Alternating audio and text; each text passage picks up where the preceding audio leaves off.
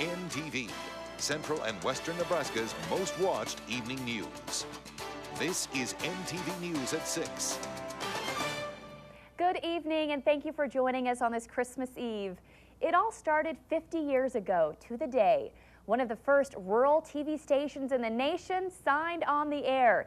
It was KHOL, then the K for Kearney, HOL for Holdridge, and in this very building were the early pioneers of television. 50 years ago, Christmas Eve 1953, KHOL signed on the air. The station was built in the middle of a cornfield where it still stands today, located between Kearney and Holdridge. It went on the air with a 500-foot tower and 56,000-watt signal, allowing many people to watch a clear television picture for the first time. Of course, no tapes of the first broadcast exist. It was 1953, a time where television sets were a luxury few families could afford.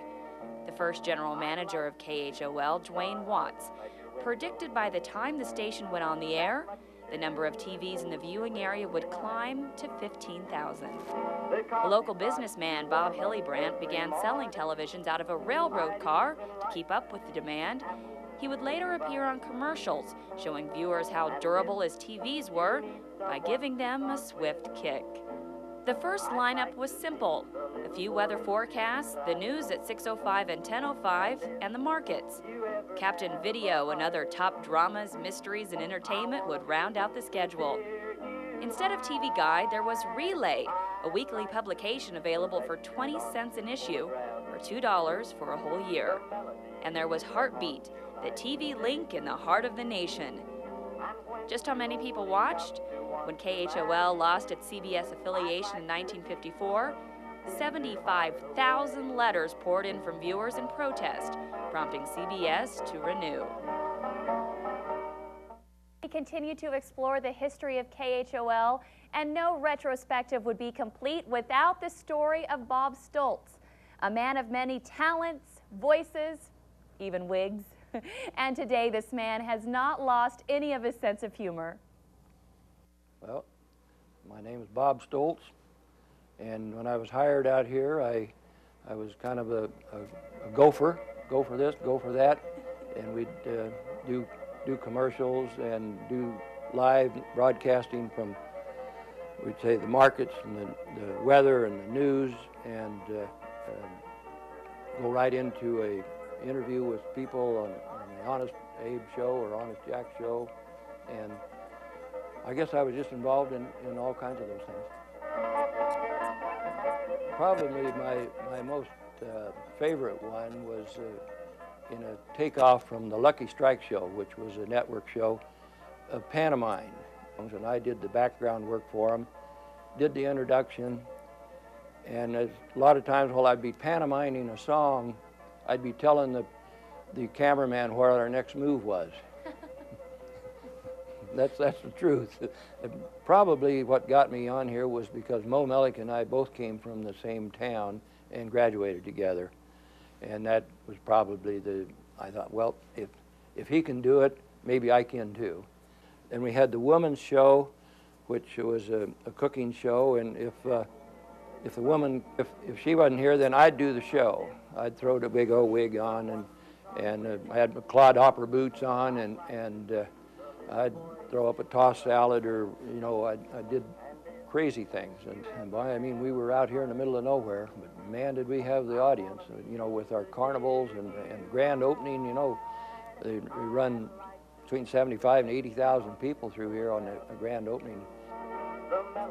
It wasn't no bigger than a cracker box, but how we'd crowd these people in there, I don't know. But I know they'd be out there in the hallway, just would be completely jam-packed. And the minute we were done with the news, sports, and weather, they'd just come banging in there, and we'd pull the curtains and throw, you know, the hay bales on, and we were on the air. One of Bob's brainchilds was the show Club 13. The television studio became transformed into a nightclub scene. In April of 1957, Bob decided to host a dance contest. And it was a couple from Minden that toe-tapped their way to a first-place victory.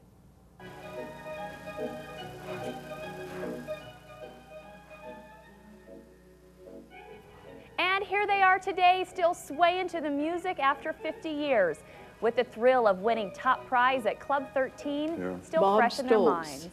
Yeah, that's who it was. I remember now.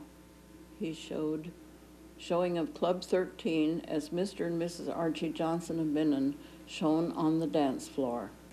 Oh, that brings back memories. Yeah, Haker. Lucille Johnson remembers they did the foxtrot and danced to the song A Pocket Full of Dreams. Her husband of 63 years still recalls the dress she wore. It was a moment the dancing duo will never forget. It was very thrilling for us to think that we had won. And I was given a Bobby Brooks outfit. And then we got a Davenport set and chair. And we really Got a lot of prizes. were glad that we knew how to dance. More golden moments from 50 years ago. We now take a look at Midwest Jamboree. Every Friday night from 10:30 to midnight, the boys in the band would strike up the music and play some of the hottest country hits. And now, back on the airwaves is Dick Hill and Bob Ayers, two of the remaining members of Midwest Jamboree. I was originally a drummer, and after singing Elvis Presley, I took up playing the guitar, and every once in a while these guys were just kind enough to let me do a rockabilly song on there. I did Rick Nelson, Buddy Holly, and Elvis, of course. Well, it was just a bunch of country boys. Local entertainers would come out, and we would put on an hour show with a lot of other people coming in from different towns. And we had, the name of the band was the Blue Rhythm Boys. Well, when my blue moon turns to gold again, when the rainbow turns the clouds away. Well, we had a lot of people watching us, even in the fringe area. Friday night was, it was when people got together and watched television. Walls along Ukon. There.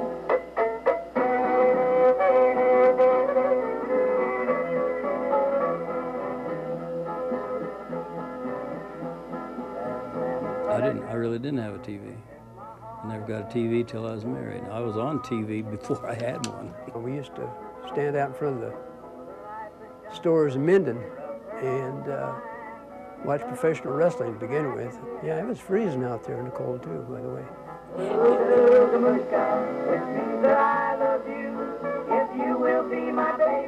Yeah, we had square dancers. Don Mahan always came out to call the dances. I think our band was put together so we can go out and back up Don Mahan while he called square dances. I started the band. That's Clyde Story on the bass, and that's me on the guitar.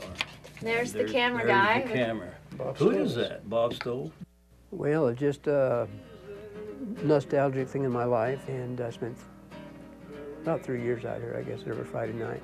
Feels very good. I'm glad that I was here when it happened, and I'm glad people remember that and they want to have a 50-year reunion. Yes, you'll be back within my arms to stay. Finally tonight, we head back to the 1950s for one last look at the early days of KHOL. We thank you for spending your Christmas Eve with us. Happy holidays, everyone.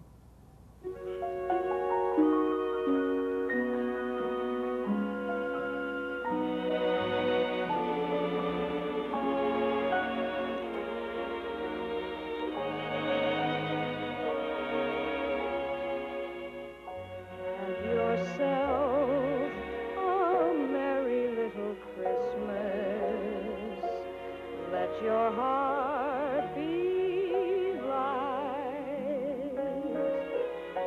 Next year all our troubles will be out of sight.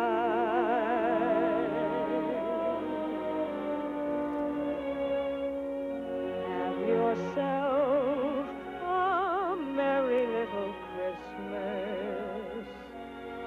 Let your heart be next year all our troubles will be mine.